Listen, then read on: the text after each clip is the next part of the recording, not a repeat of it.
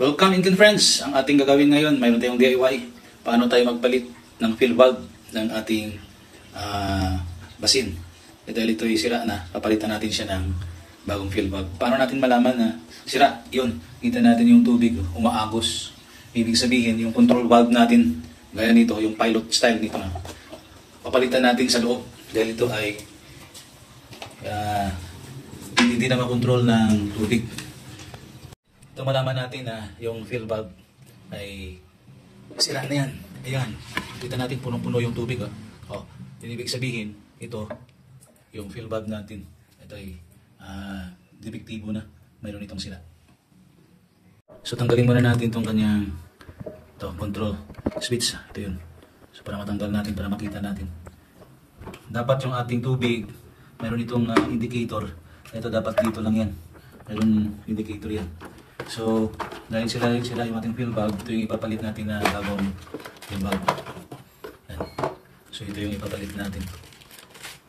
Ito yung luma, at ito yung bago. Yan. So, papalitan natin yan. Yung bagong fill valve. Okay, so ngayon, tanggalin muna natin itong tubig. Bago natin palitan ng panibagong fill valve.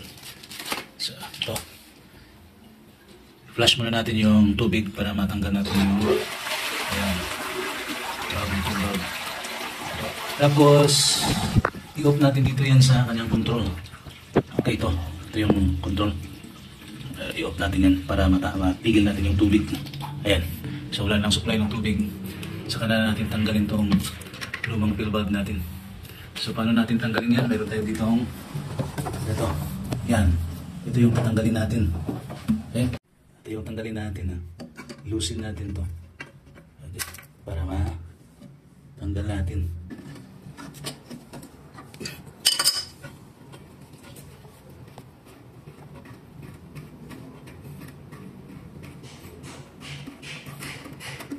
Okay.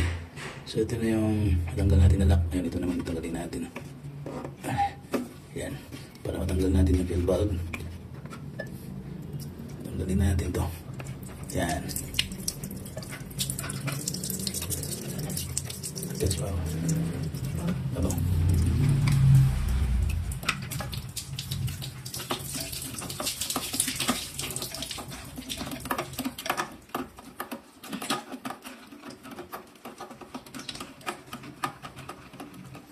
Okay.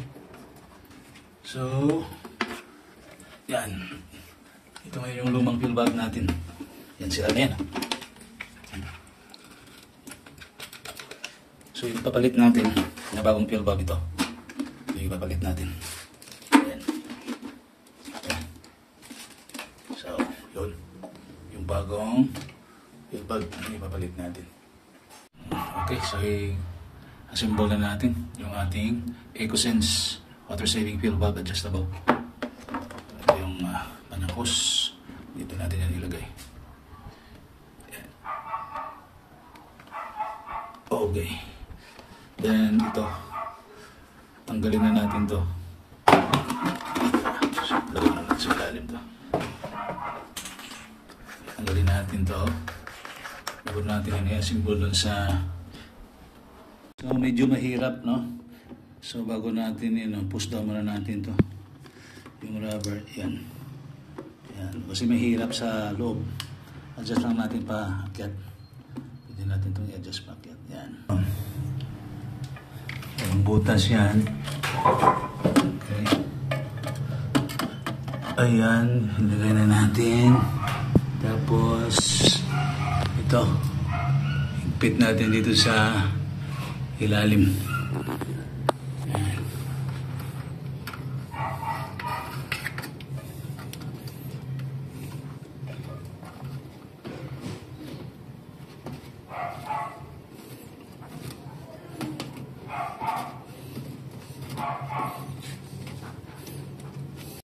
Nalagay muna tayo ng iglon para walang leak yung ating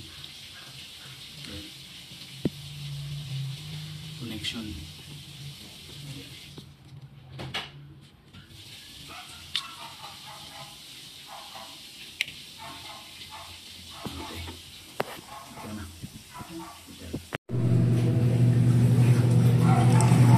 So, ilalim yan.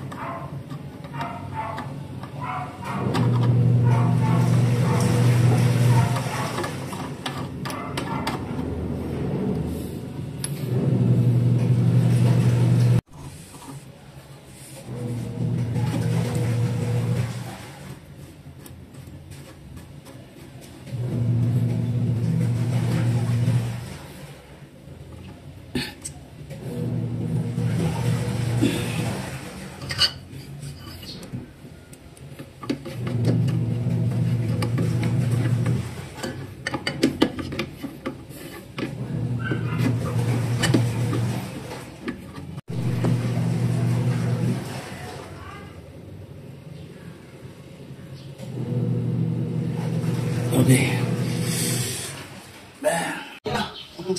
Okay, ikuha na natin yung valve sa ilalim. Ikuha na natin para makontrol na natin yung tubig. Yan. So yun. Yun yung ating tubig. Yun, gagawin natin yung tubig para i-adjust natin ito.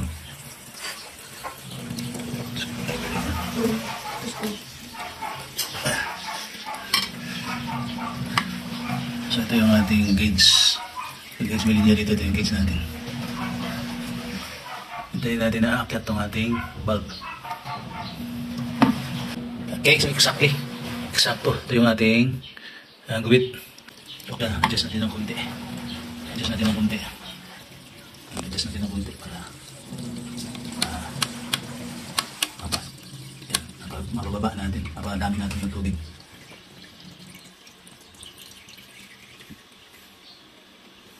Pag nag-adjust tayo, gamitan natin ng Phillips screw. Ito yung adjustment sa tubig. Kung gaano karami yung tubig natin. Alright. So yun na yan. Pero pwede natin dagdagan ito ng konti.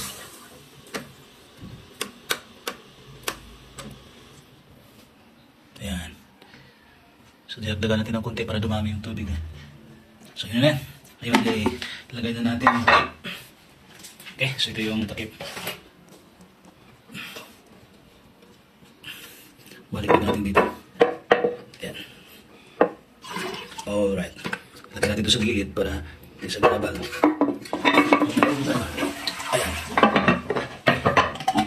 Yun. Tika.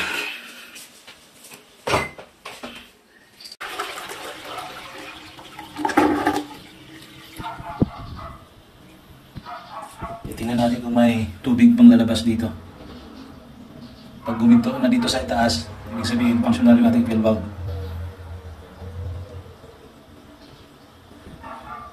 Yan, kita natin walang tubig na lumalabas. Thank you for watching. In Ken DIY PH, plus natin ulit.